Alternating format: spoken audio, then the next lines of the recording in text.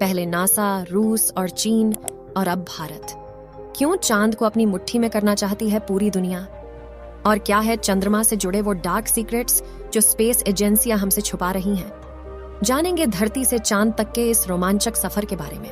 दोस्तों, भारत के चंद्रयान 3 ने का विक्रम लैंडर चांद की सतह पर सॉफ्ट लैंडिंग करेगा।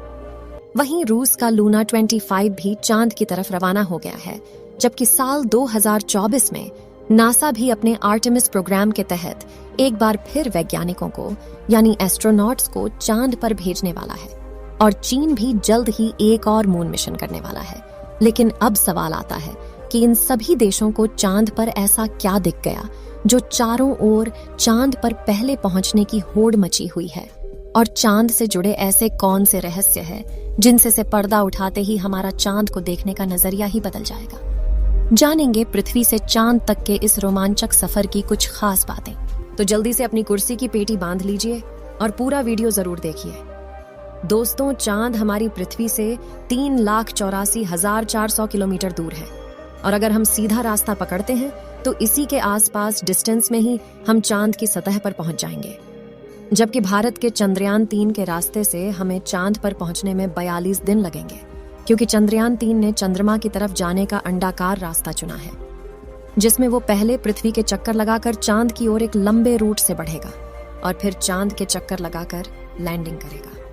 हालांकि यह रास्ता काफी किफायती तो है, लेकिन इसमें हमें एस्ट्रोनॉट के लिए बहुत खाना, ऑक्सीजन और पानी की जरूरत पड़ेगी, जिसे स्टोर करने के लिए बड़ा स्पेसक्राफ्ट चाहिए होगा।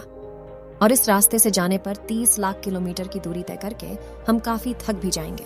इसलिए चलिए हम अमेरिका और रूस वाले सीधे रास्ते से ही चांद की तरफ चलते हैं। और इस रास्ते से हमें चांद पर पहुंचने में 4 से 5 दिन लगेंगे।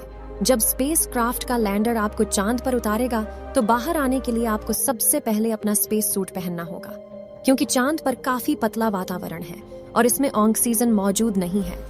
इसी वजह से सांस लेने के लिए आपको स्पेस सूट के पीछे लगे ऑक्सीजन सिलेंडर का सहारा लेना होगा। स्पेस सूट पहनने के बाद जब आप चांद की सतह पर कदम रखेंगे तो खुद को काफी हल्का महसूस करेंगे। दरअसल चंद्रमा का गुरुत्वाकर्षण पृथ्वी से 6 गुना कम है, इसलिए अगर पृथ्वी पर आपका वजन 60 किलोग्राम है तो चांद पर यह सिर्फ 10 किलोग्राम हो जाएगा। इसी वजह से पहली बार चांद पर कदम रखते ही शुरुआत में आपका बैलेंस बिगड़ेगा और आप चलने के बजाय उछलते हुए नीचे भी गिर सकते हैं। इसलिए चांद की सतह पर संभल कर कदम रखना जरूरी है। खैर, अब चांद की सतह की बात करें तो यहाँ पृथ्वी की तरह सीधे रास्ते नहीं बने हुए हैं, बल्कि चांद की सतह ऊबड़ खाबड़ है और यहाँ जगह जगह पर चट्टानें, पहाड़ और बड़े बड़े क्रेटर यानी गड्ढे हैं। चांद पर यह गड्ढे तो 20 सालों से गिर रहे उल्का पिंडों की वजह से बने हैं और ये 100 सेंटीमीटर से लेकर 25 किलोमीटर तक बड़े हैं। वहीं चांद की मिट्टी यानी कि लूनर सॉइल बिल्कुल ज्वालामुखी से निकलने वाली राख जितनी पतली है और इसका रंग भी पृथ्वी की मिट्टी से ज्यादा डार्क, बिल्कुल सीमेंट की तरह होता है। इस मिट्टी में खुरदरापन न होने की वजह से आप जैसे ही इस पर कदम रखेंगे तो आपके पैरों के निशान बन जाएंगे, जिस वजह से चांद पर सबसे पहले कदम रखने वाले एस्ट्रोनॉट नील आर्मस्ट्रॉन्ग और बज एल्ड्रिन के पैरों के निशान आज भी मौजूद है। अब चांद की खूबसूरत जमीन देखने के बाद साथियों, आप अपनी नजरें जब ऊपर की तरफ करेंगे तो आपको हमारी पृथ्वी भी दिखाई देगी। जैसे पृथ्वी पर चांद का उदय होता है, वैसे ही चांद पर भी पृथ्वी का उदय होता है। बस फर्क इतना है कि पृथ्वी से देखने पर चांद काफी छोटा लगता है और चांद से देखने पर पृथ्वी बहुत बड़ी दिखाई देती है। और यहाँ से धरती की खूबसूरती देखकर आप खुश हो जाओगे। अब अगर आप चांद के उत्तरी ध्रुव पर लैंड करोगे तो आपको अपने आसपास भूतकाल में फैले हुए स्पेस मिशन के स्पेसक्राफ्ट और सैटेलाइट के टुकड़ों के साथ प्लास्टिक बैग में भरा हुआ कूड़ा भी दिखेगा। ये कूड़ा नासा के उन 12 एस्ट्रोनॉट्स ने फेंका है जो चांद पर जा पाए। दरअसल इन बैग्स में इनका मलमूत्र और खाने के रैपर्स और बिस्किट है। वहीं अगर आप चांद के दक्षिणी ध्रुव पर उस जगह उतरते हैं जहां 4 साल पहले चंद्रयान 2 क्रैश लैंड होकर गिरा था, तो वो आज भी आपको उतनी बुरी कंडीशन में ही मिलेगा, क्योंकि क्रैश लैंड होने के बाद न तो वह बारिश और न ही तूफानी बवंडर से रूबरू हुआ है। इसलिए अगर आप उसे अपने स्पेस क्राफ्ट में फिट करके पृथ्वी पर वापस ले आए तो उसे ठीक करके वापस भेजा जा सकता है। दोस्तों, आप यह तो जानते ही होंगे कि स्पेस के सभी ऑब्जेक्ट्स पर अचानक उल्का पिंडों की बारिश हो जाती है। यह तो अच्छा है कि पृथ्वी की मैग्नेटिक फील्ड इन उल्का पिंडों को या तो साइड में धकेल देती है या फिर ग्रेविटी और एटमॉस्फेयर इसे धरती तक पहुंचने के पहले ही जलाकर राख कर देते हैं।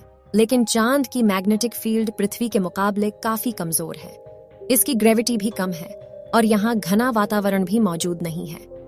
इसी वजह से चांद पर लगातार उल्का पिंडों की बारिश होती रहती है। ऐसे में कोई भी उल्का पिंड गिरकर आपको पल भर में मौत के घाट उतार सकता है। इसलिए आपको उल्का पिंडों पर नजर लगाए बैठे कमांड सेंटर के वैज्ञानिकों से लगातार संपर्क बनाए रखना होगा।